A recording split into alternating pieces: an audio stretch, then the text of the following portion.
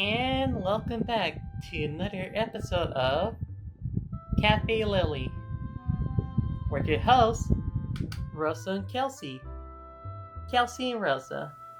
Thank you, Rosa. It's good to be here. What seems to be on the agenda for today?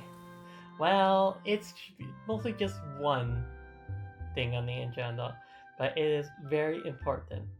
Now, this magnificent piece of work is called Love Bullet. It is written by inee and published by Media Factory. It first came out back in the year 2023, so we're kind of late on it, but we're really into it. Yes, we really wanted to cover this because this has been talked about quite a bit lately, to the point where it's been in the news. It's gained quite a bit of traction recently, in part because the author was worried about the series being cancelled. But then what happened was Yuri fans around the world rallied together to buy copies of the first volume to get the sales up. Even if it's just a little. More than just a little. I think it ended up being sold out at a lot of retailers. You can't underestimate Yuri fans. Of course, we can't let another one die. Rest in peace, old woman Yuri. Poor old woman Yuri. But I think it's worth it to gather the Yuri fans for this one, because we gave it a read. We gave the unofficial translation a read, and yeah, it's really good. It's really good. I was going crazy reading this. Would you like to do the summary then? Yes. So it all starts in chapter 0. We are greeted with the angels. The 4 angels. Kaharu, Kana, Ina, and Chio. They're all observing these 3 friends sitting at a fast food restaurant and enjoying their meal. Now, they're trying to figure out who gets to be with who. Yeah, because these angels are cupids. They are modern day cupids. They are tasked with finding good matches for humans, making them fall in love. But cupids have kind of changed with the times. In the old days, they would use bow and arrow. These days, they use guns, hence the name Love Bullet. Which is a lot more efficient, apparently. Now, these cupids were once humans that died tragically before they could have fallen in love. The goddess of love decided to give them a chance of coming back to life by having them work as their cupids. Now, one rule that the cupids must follow is that they can't fall in love. Yeah, there are sort of a set of rules and limitations on how they function, and it seems like the cupids are kind of run like an agency. Like they're assigned humans as jobs, and they have to go out and make sure the job gets done, but they can't fall in love themselves. They just do this just to gain karma, which is then they can exchange for more bullets, weapons, and a chance to come back to life. So there's a lot of management in between. So under the system, they gotta do their best, and they're kind of all competing at the same time because they don't really share karma points. On top of that, they're kind of just like going at their own pace. They all have their own priorities. Some of them want to get their points up, and then the main character, Koharu, she seems a little bit more focused on actually choosing who would be the best match for each human. Like, say, these 3 childhood friends. They're all arguing, oh, this one would be better for her. Oh, no, they're both kind of similar this way. No. And then Karu here is a lot more thoughtful when it comes to these things. She's looking at it, but they're all friends, and if we put one of them together, it could ruin their friendship. We don't want to break up their friendship like that, but the others are like, let's just get the job done. Come on. And so they decided to like fight it out in a battle, in a shootout. Yeah, they have a fight in the middle of the McDonald's. Yeah, no, it's called WickDonald's. Yes, I'm sorry, forgive me. Never. It's really fun. They're really going at it, like coming in with a heavy artillery, throwing like flash grenades and stuff. It's super funny, and yet it's completely non-lethal. As you can see, when it hits the human, if they're looking at the right person at the right time, it can help them fall in love. It even stopped like a divorce. And maybe that's what was needed at the end of the day. But Koharu wants none of it. She's like, no, I'm not going to get involved in this fight. And she spends her time actually trying to find out who would be the best match for this girl. Mm-hmm. And she eventually decides that the only way to stop a friendship drama from breaking out is to have the girl fall in love with the employee of the McDonald's. Which was genius, and also a really good call from her. Because it is said that these bullets doesn't always work. There has to be a good call for it. Like, there has to be a potential for chemistry, for romance in the future. It has to be able to light it up, or else they might come off as incompatible and it's just be one-sided. Now, for the angels, the cupids, if they get hit by these bullets, they'll be fine. They'll just be filled with envy. Yeah, since they can't fall in love, they, instead of falling in love, sort of get incapacitated with rage and envy. Yeah. So sad. But that's why they're working here. Yeah, gotta get those karma points up and gotta come back to life. Yeah. So Koharu made like a really good call, and it worked out in the end. Even though the other two will be sad, at the very least, they'll maintain their friendship with each other. And that's what was the right decision in the moment.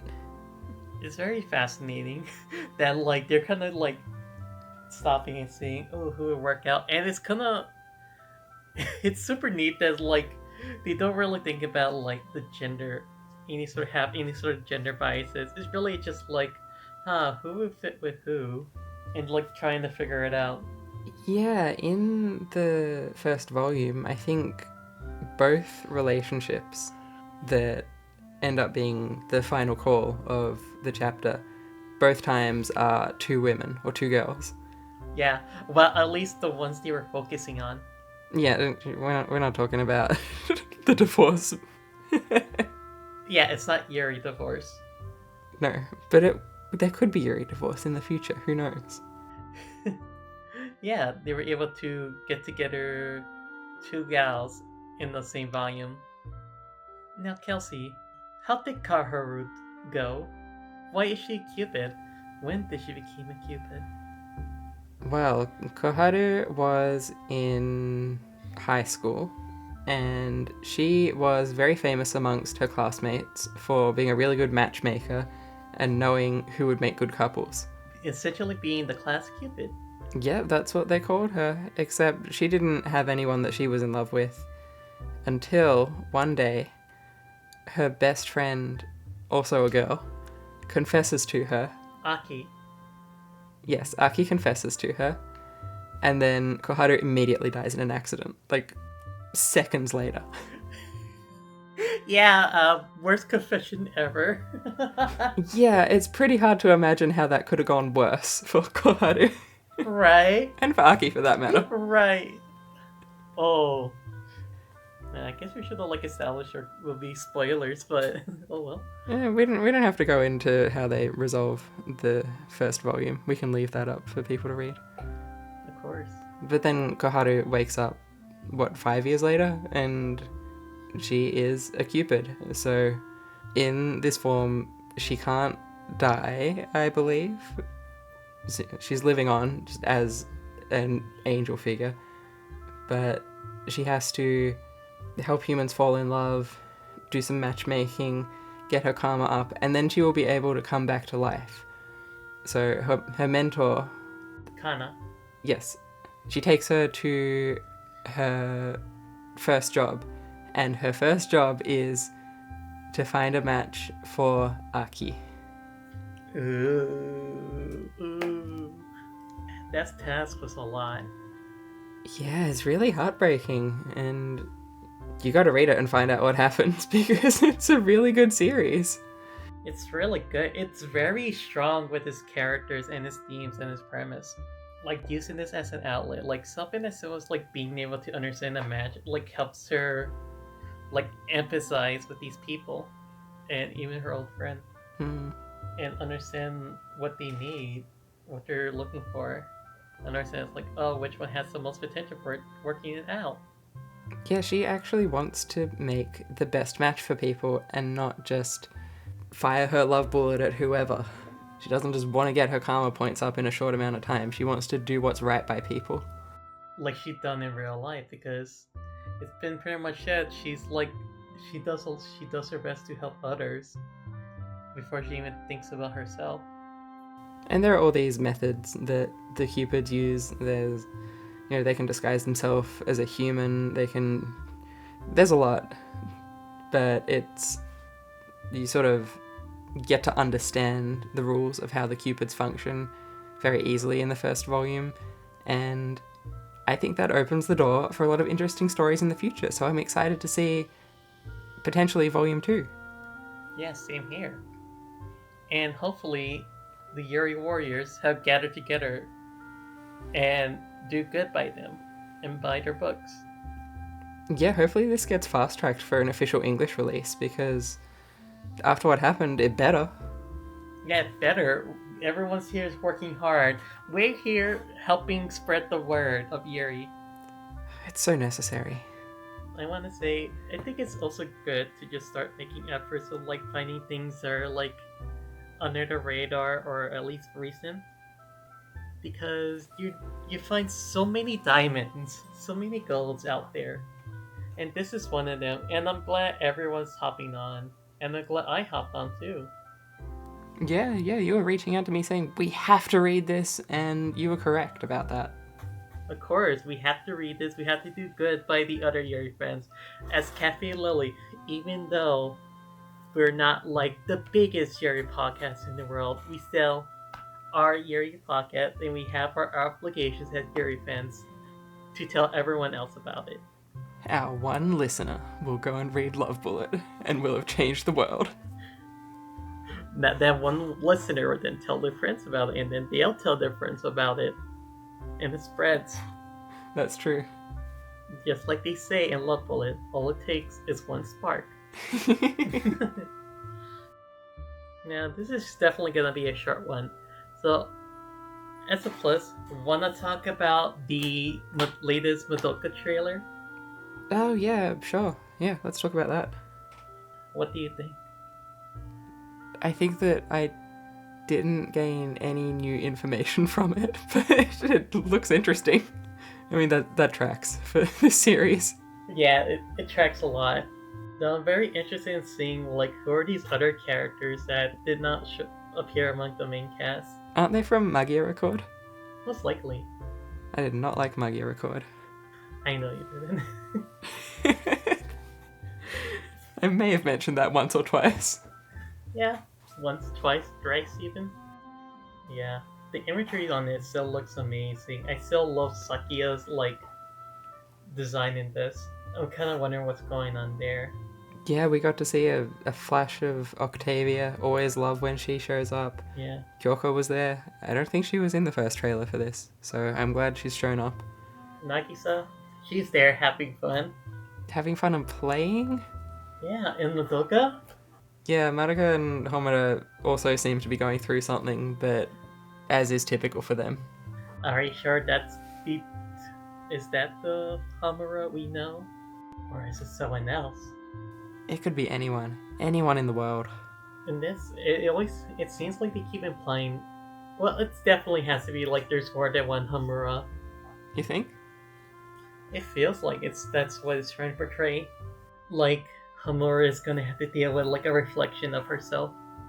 Like she actually has to like confront like her issues. Good luck to her with that. Yeah, good luck to her. She has a lot. Yeah, you cannot count her issues on your fingers. No, you're gonna have to count. You need like a couple of people, maybe like a stadium.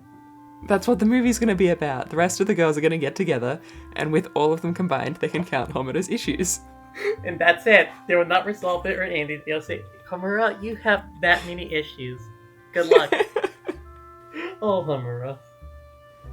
I'm excited for the movie. It's coming out next year. I hope it comes to cinemas here. Oh, absolutely. It has to. If Yaoi fans get Premiere, we should be able to get Puella Madoka Magica. Did I ever tell you that I saw Rebellion in theaters here? And they messed up the screening so bad that about 10 minutes in, the audio completely desynced from the movie, and they were just like, well, nothing we can do about it, everyone go home. That's so bigoted. How could they? Disrespectful, honestly. And I can only hope that the same thing doesn't happen again. Now, Kelsey, have you read anything else this week? No, I haven't read anything else unless you count that novel that I got Yuri baited by. Yeah. You know, part of the Yuri experience is getting Yuri baited. Now, tell us a bit about this book. Oh, okay. I don't think it's really fair to say that I got Yuri baited because it was a trap of my own making. But hold on, let me get the book. Now, you did say something interesting where like a camera sees something and it's like, you're like, oh my god, how can they just say that when they could have just been gay anyway? Okay, I have been reading Butter by Asako Yuzuki, and I just finished it a couple of days ago. I think I'm kind of late to this one, but I only just got it, so...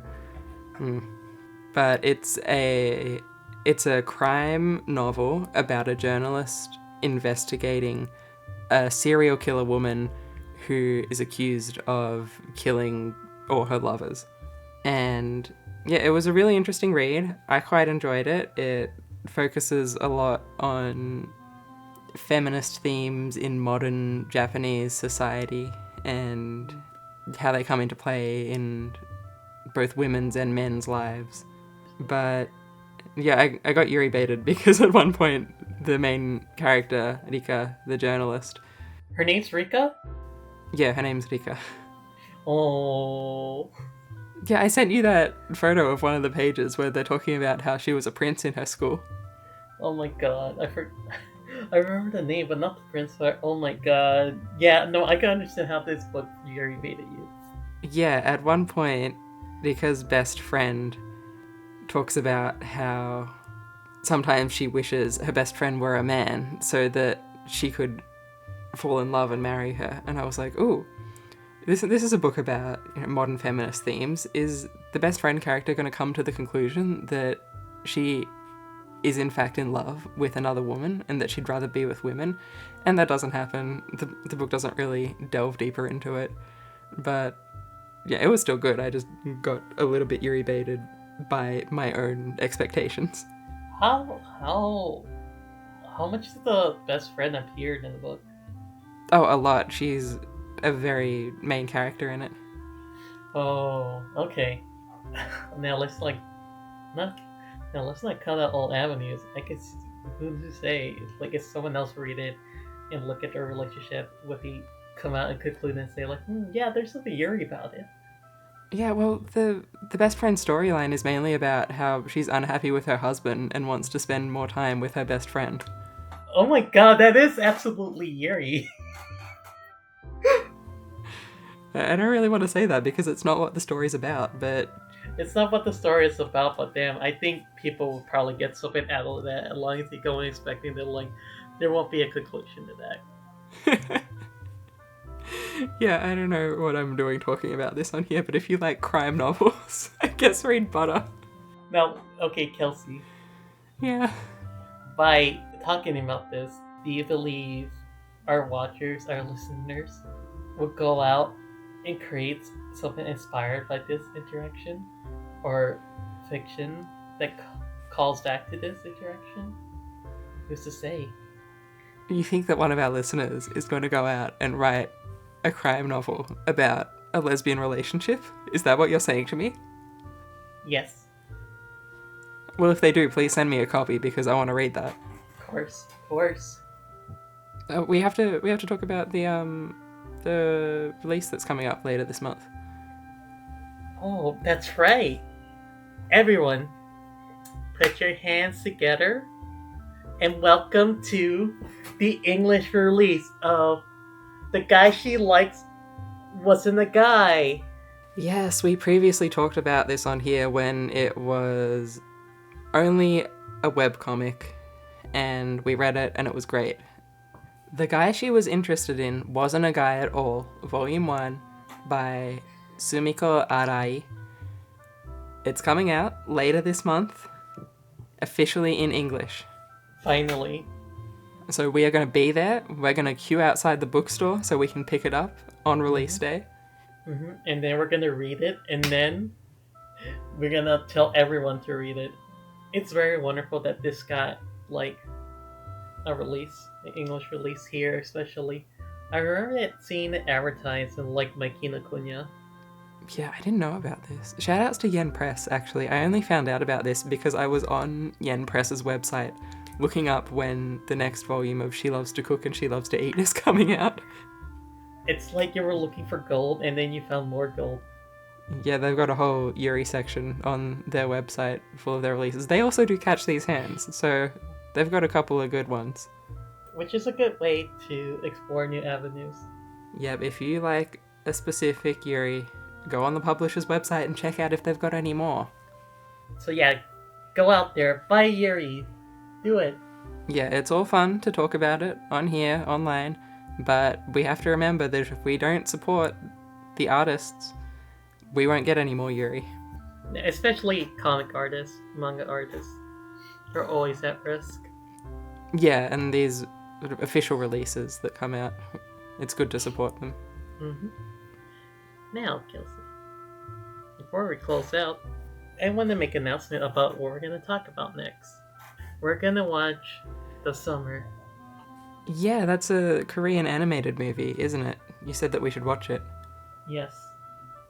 For what I heard, it's going to break us. Well, I guess everyone tune in next time for more tears on Café Lily. Okay, everyone, I hope you all have a wonderful day, and thank you for joining another episode of Café Lily. See you next time. See you next Yuri.